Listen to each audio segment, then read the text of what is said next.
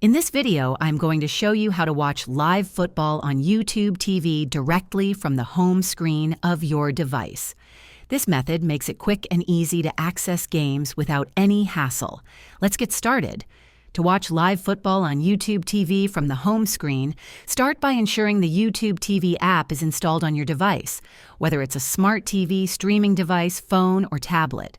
Once installed, log in to your account or sign up for a subscription if you're new to the service. After logging in, locate the YouTube TV app icon and add it to your home screen for quick access. On most devices, you can do this by long pressing the app icon and selecting Add to Home Screen or a similar option.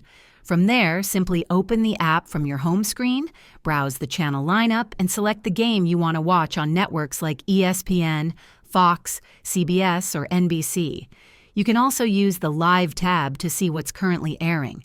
If this video helped you learn how to watch live football on YouTube TV from the home screen, please like and subscribe to the channel. Thanks for watching.